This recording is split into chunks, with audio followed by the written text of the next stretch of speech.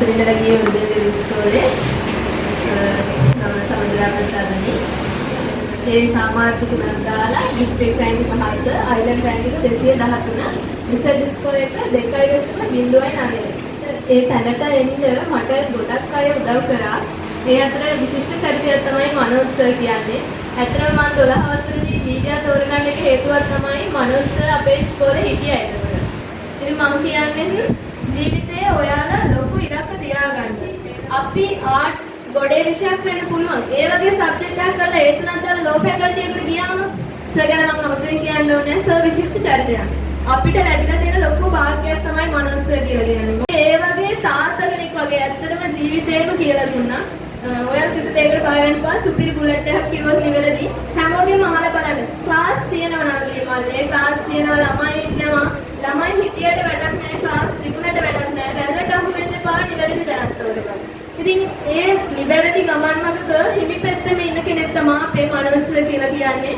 Media subject එක ගැන සුපිරි දැනුමක් තියෙන ඔයාලගේ හැකියාවල් ඔක්කොම හදා ගන්න පුළුවන් ඒ ලෙවල් කාලේ මේ අවුරුදු දෙක ඇතුළත. හැමදේම කරන්නේ ඉස්කෝලේ තියෙන වැඩසටහන් වල සම්බන්ධ වෙන්න. තමන්ගේ හැකියාවල් දියුණු කරගන්න.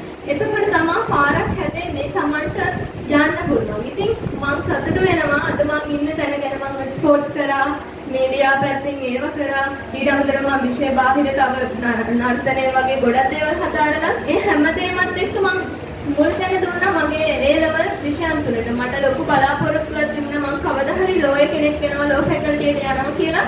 ඒ අරමුණ මට හදලා දුන්නේ මගේ සර්ලා. ඉතින් මම ඒ තැනට ආවා කියලා මම සතුටු වෙනවා. අතන මනෝජ් සර්ට ගොඩක් පින් සිද්ධ වෙනවා. එදා මට විෂයට අමතරව මගේ මුළු ජීවිතේම හදාගන්න සර් තමයි මට එදා උදව් කරේ. එදා සර් ඒ විදිහට නොකියුවනම් අද මම මේ වගේ තැනක ඇවිල්ලා ඔයාලට කතා නොකරන්න පුළුවන්. සාරිවා කිසි දෙයකට බය වෙන්න එපා සමුදනා. මම කියන විදිහට වැඩ ටික කරගන්න ඔයාලට බැරි නෑ කියලා. ඉතින් ඇත්තටම සර් මට ඒක මගේ රිසර්ච් එක දැක්කම මට හිතුණා මනෝජ් සර් තමයි එදා මාව දිරිගැන්නුනේ.